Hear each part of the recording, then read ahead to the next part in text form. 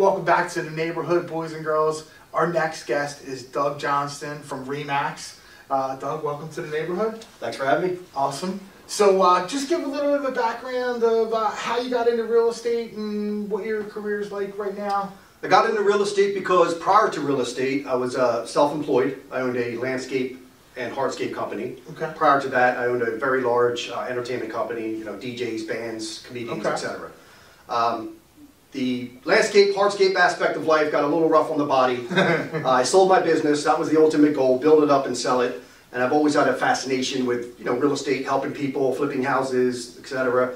So I went all in, took the test, got my license, and it's the best thing I did in a long time. That's awesome. And I've done some work with clients for you with investment properties and flips and stuff. Yes. Is that your main target, or are you? Personally, I have no interest in flipping, if that makes any sense. I personally don't want to do that. I think in order for me to apply myself as a successful realtor, I'm not going to have enough time for my clients if I get into flipping myself.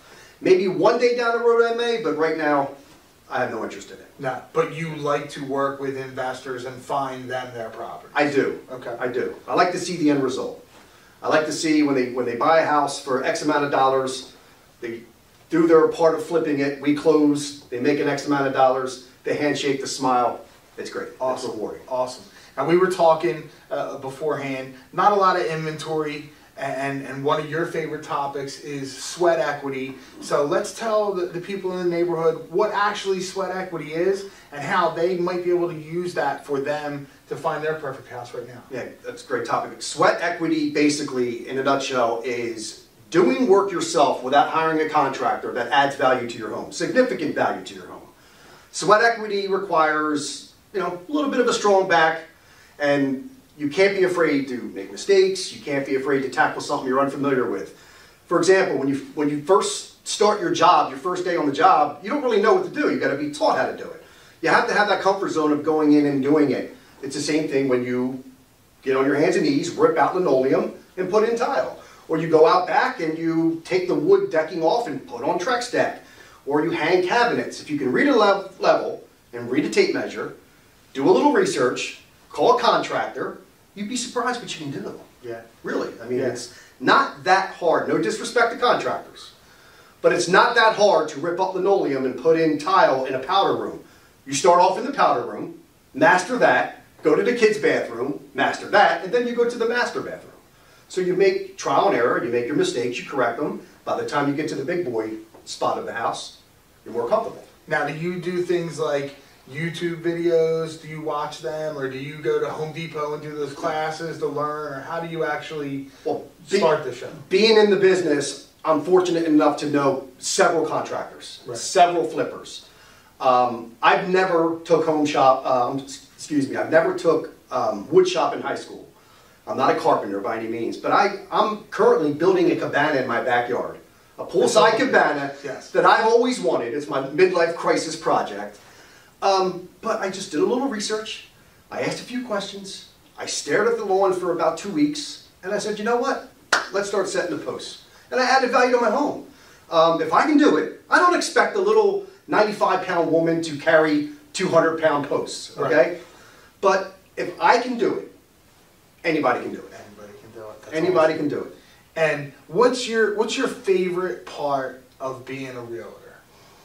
I kind of touched on it earlier. I like the reward aspect of it at closing. But what I do like about real estate in general, either as a buying agent or a selling agent, is the excitement of buying a home.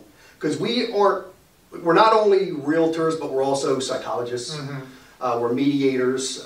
We have to deal with a lot of things outside of offering on a house, doing contracts. Talk them off the ledge. Got to talk them off the ledge. You've got to calm them down. Here, have some wine, have a bottle. Sometimes marriage counselor. Sometimes marriage counselor. It can get really, really difficult, especially when you're dealing with family and friends, because oftentimes you take that for granted that, they love and trust you no matter what. But when $300,000, $400,000, $500,000 is on the line, things can get a little sketchy. For sure. Yeah. Now, outside of real estate, what do you do to warm your heart and warm your soul as a human being? I coach my son in wrestling. Yeah. And I coach my oldest in baseball. That's my that's the way I just release myself and, you know, enjoy life, I guess, enjoy being a parent. Were you a wrestler yourself? I was a wrestler myself. Nice. Yes. Nice. It's a but you're not one of the crazies that live vicariously through their kids. I don't live through my kid, but I am crazy. Yes. I want nothing but the best for my kids, as athletes, as people, as professionals. I want nothing but the best, but it's a release for me. I get a chance to, while I'm answering the phone, I get at least the chance to enjoy life, so to speak. So awesome. Yeah. All right. So personal question, last question of the night. Yes. Anyone, alive or dead, musician, can come to your house and play 2 songs. Who's the musician and what would the 2 songs be? Neil Peart, he's deceased, drummer of Rush. Absolutely. The best drummer in the world, best band in the world. La Via Strangiato would be one, and probably, let's go with Tom Sawyer. All right, Tom Sawyer. Yeah. 1 chalk, 1 not chalk. Love it. Awesome, Doug. Thank you very much Thanks, for coming Jim. by. Thanks for having me. We'll be back next.